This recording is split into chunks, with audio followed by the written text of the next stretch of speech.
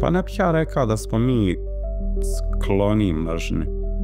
Ja mislim samo da spletom historijskih okolnosti da su ljudi ovdje povodljivi i da je lakše manipulirati njima i da je lakše usaditi te mrzilačke principe i takav način razmišljanja.